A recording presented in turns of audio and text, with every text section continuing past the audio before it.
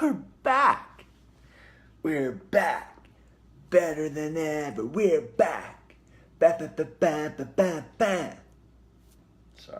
Sorry, I was getting a little bit carried away. You know, I just want to take some time. Just want to take a minute to tell you.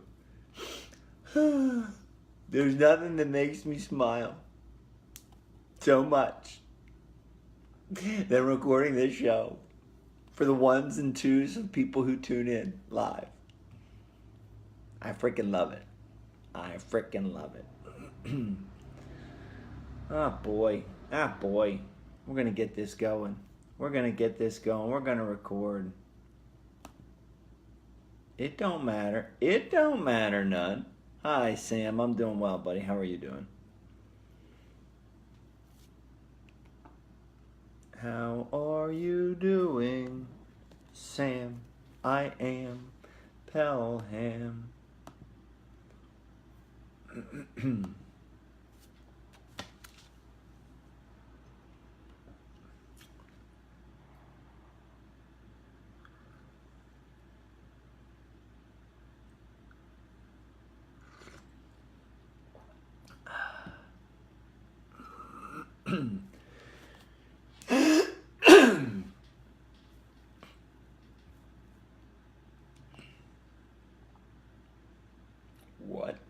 What?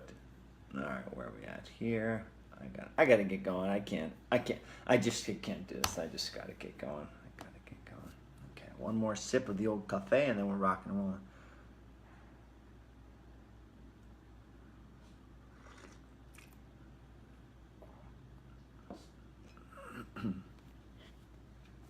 One, two. Hi, Sabrina. Hello, my friends, and welcome to another episode of What I Learned This Week. So there's a system to learning. There's a system to what's going on here. I learn every day, and then I put those things together into a nice PDF document, and then I create an audio episode based off of that PDF document.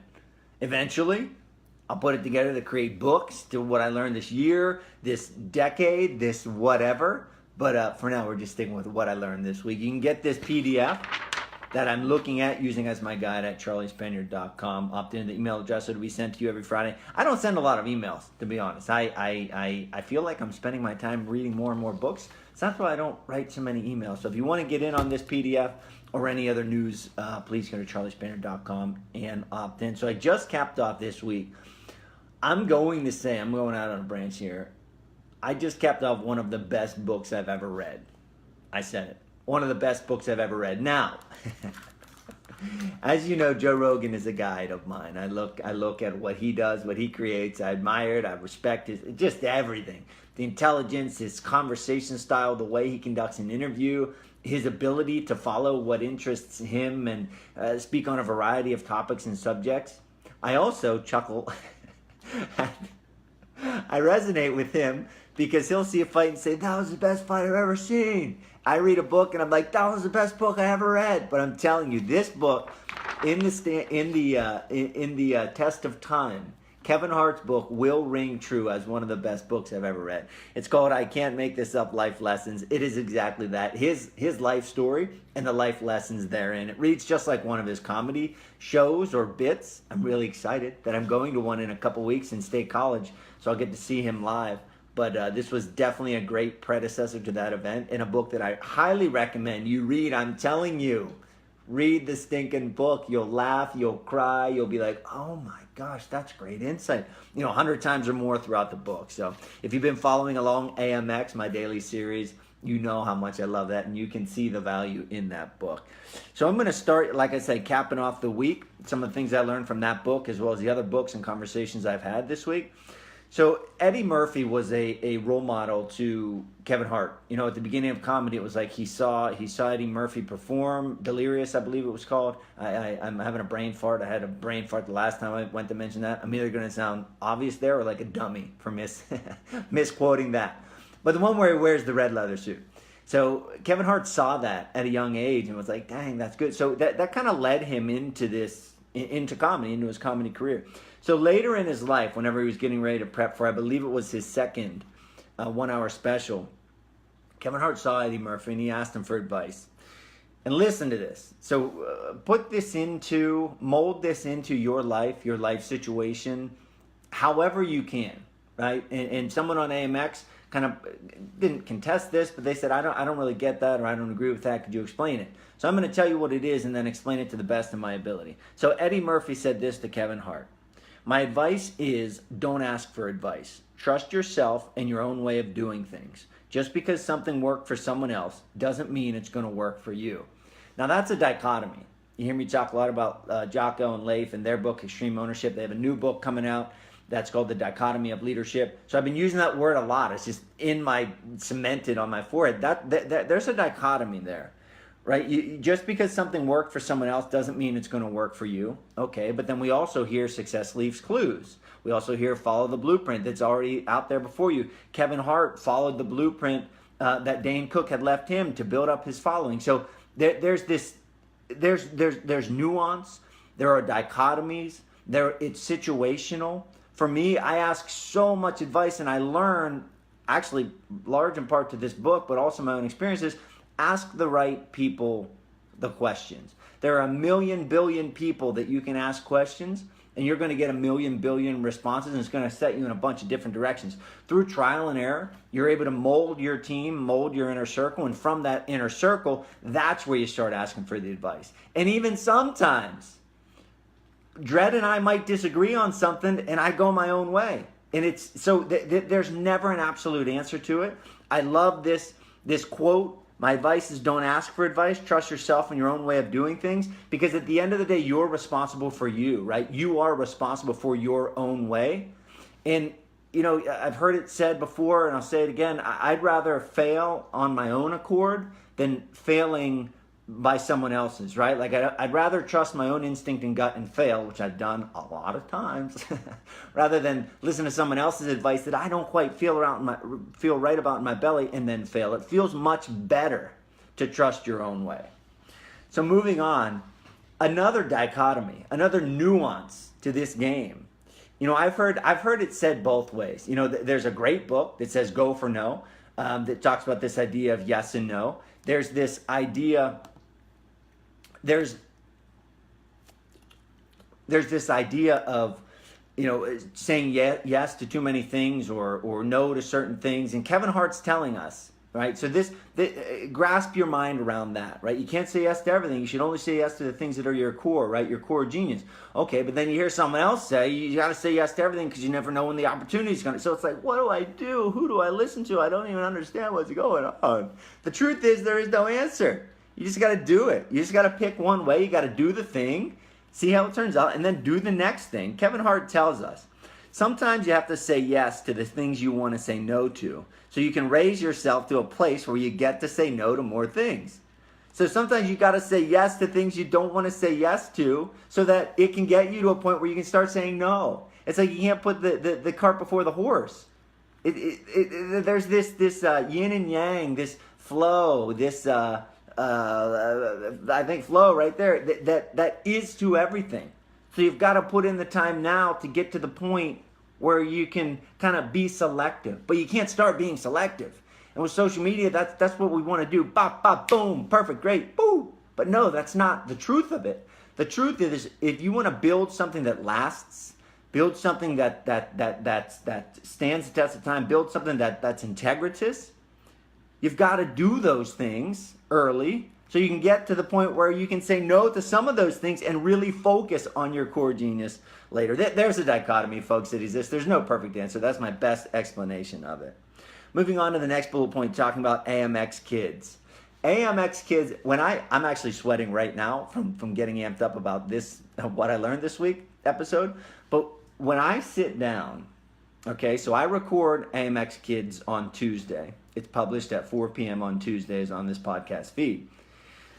When I select a new book for AMX Kids, for whatever reason, I don't know if it's only because I do it once a week or what, whereas AMX is every day. When I pick an AMX Kids book, I literally get anxiety because When you start probing, I actually put on social media, on my Facebook, facebook.com/Charlie Spaniard, or my personal page, whichever one it is, just search me out. I put a post out that said, what's your favorite middle school book? I've gotten more responses to that question than probably any question I've asked in the foreseeable past. Sorry, that's my little dog barking at the traffic going by. Come here, Joes. So it's incredible. People, it's a powerful thing, right? It touched a chord. And I'm telling you, AMX Kids I'm going to say it's freaking awesome. It teaches life lessons through middle school aged books. There's ebb and there's flow, right? I'm sure I'll hone the format of it over time. We're on episode 12 this past week, but I'm spending a couple weeks talking about the life lessons in books. It's middle school, right? So it's a little bit for kids a little bit before middle school, and for kids a little bit after middle school. So 9, 10, all the way up to 15 probably, or even beyond, or even you being their parents or their guide. I mean, when I'm making these lesson plans for AMX Kids, and I'm freaking teaching myself, like I'm teaching myself, and the lesson I'm like learning myself, and I'm teaching Gracie and Rocky. So what I'm teaching, what you hear me saying, is what I want Gracie and Rocky to hear in their future. So it's like I'm trying to teach them. I'm like kind of parenting through AMX Kids to my kids that they might listen to in the future. But anyway, it's full of wealth. It's full of this love of reading and lifelong learning and books. And when I sit down to pick those next books, like I'm like, oh my gosh, this is all I want to do all day. I just want to read these books all day. I bought Where the Red Fern Grows. I bought White Fang. I bought The Outsiders. So one of those 3 will be my next book. I got about 100 additional recommendations via that Facebook post. So if you want to tell me what your favorite middle school age book is that you read from middle school, or I say, what do you think of middle school books? Boom, something's going to come to your mind. I remember Hatchet, My Side of the Mountain. Those were 2 that came to my mind. But tell me, at Charlie Spaniard on social media. Anyway, listen to these books. I cap off Way of the Warrior Kid, Jocko Willink's incredible stinking kids book. Like I said, it's a kids book, but I loved reading this book. I sat at Panera and just laughed and smiled and was like all ambitious to do push-ups and get up early. It will do that to you folks, but you got to put in the time. So let's talk a little bit about nature. Let's talk a little bit about growth.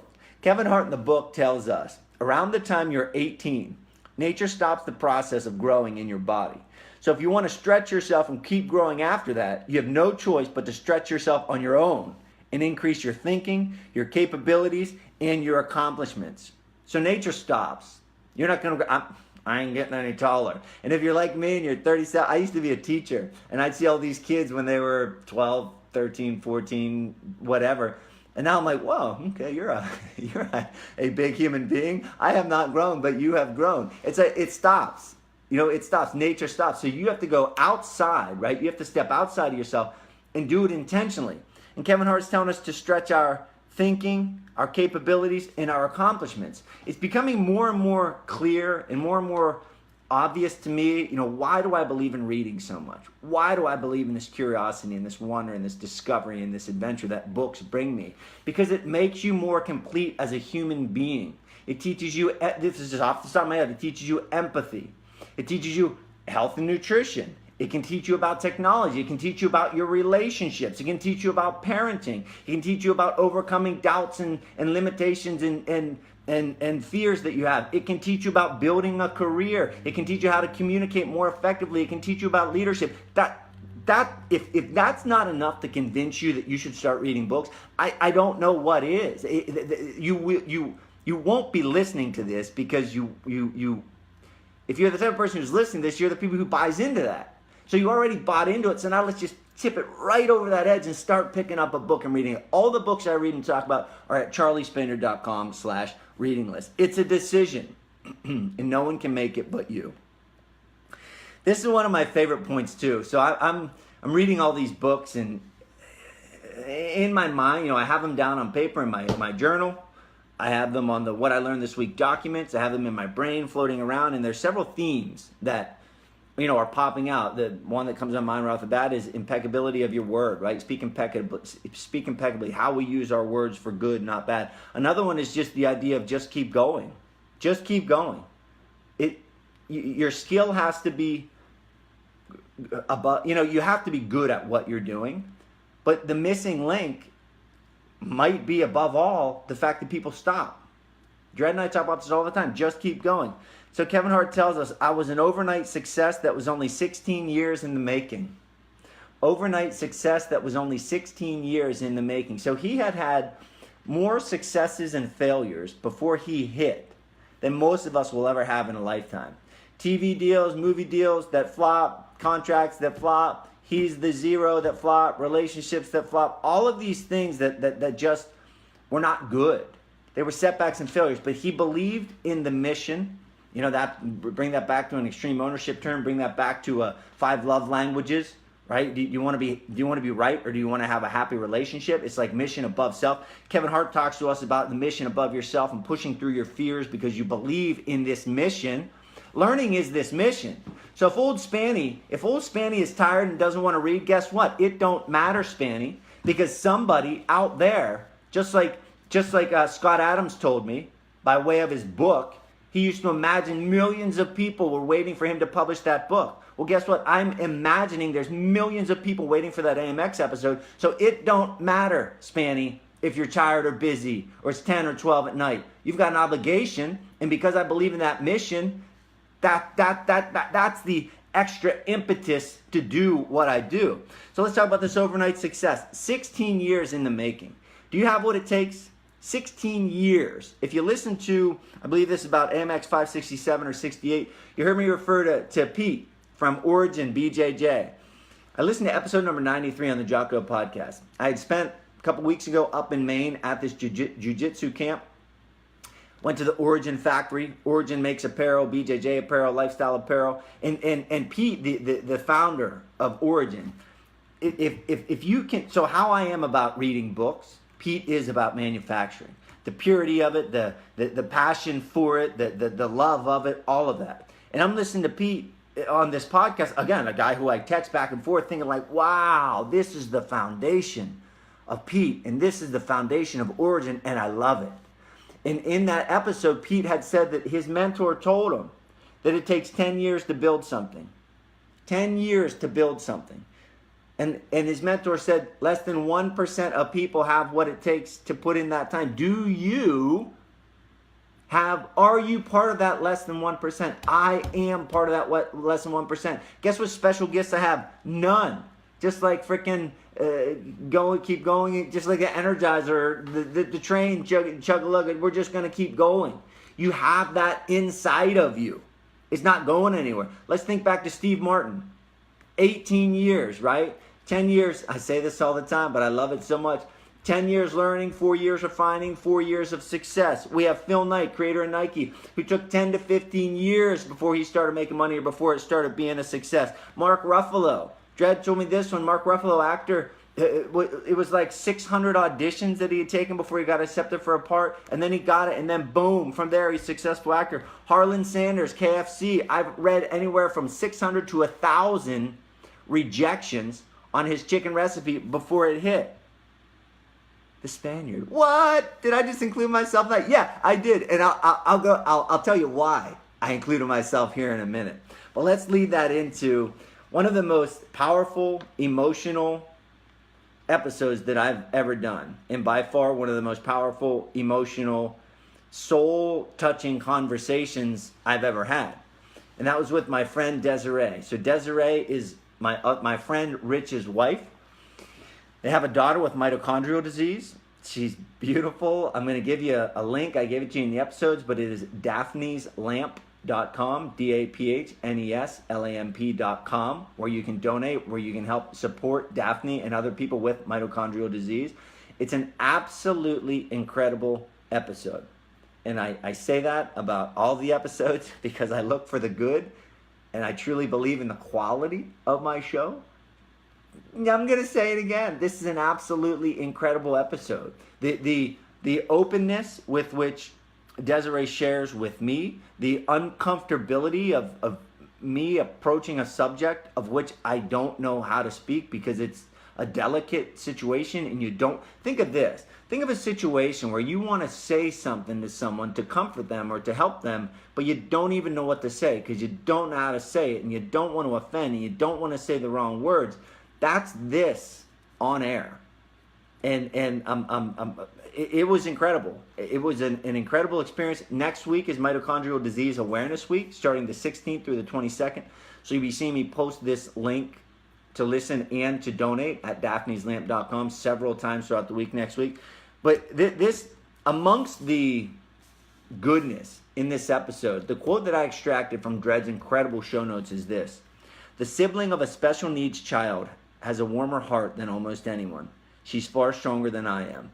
And that's by Desiree. Because while Daphne's disease and condition is something they've got to deal with on a daily, regular basis, they also have another daughter named Adelaide.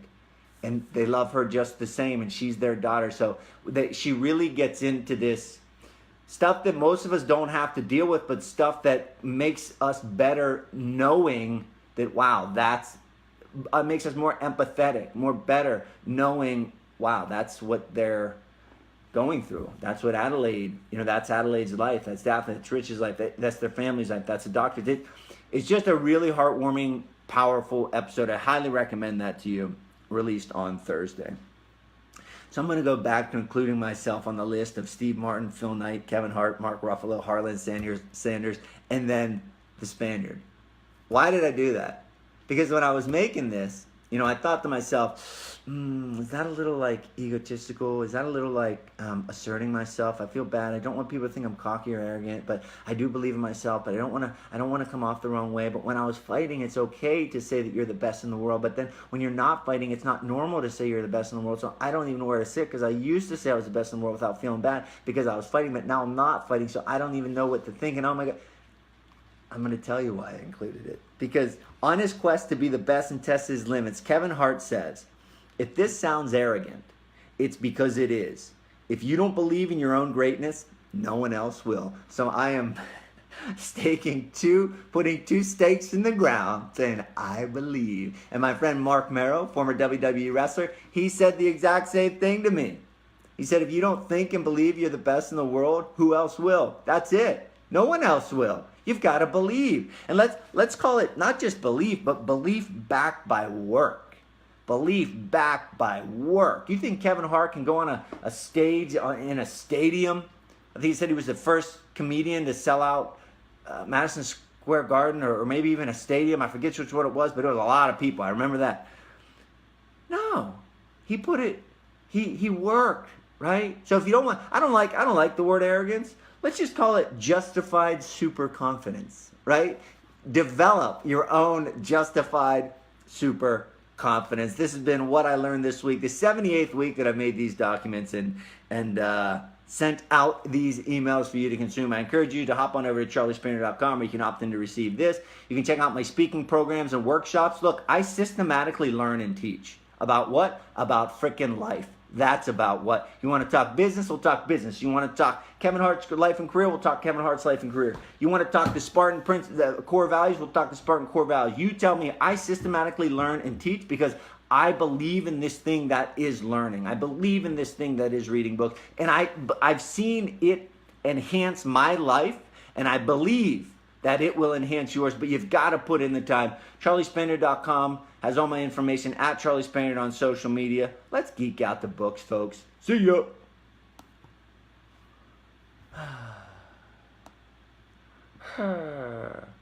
So it stopped recording. Oh, mother. Man, I don't know why it's doing this. It stopped recording. All right. So I got to do some editing because the audio stopped recording as it did last week. But that's that, folks. Thank you for tuning in. Hope you enjoyed it. Hope you have a great weekend. I'll see you Monday morning for AM Excellence. Facebook.com/Charlie Spaniard. Be there, folks. Go read a book.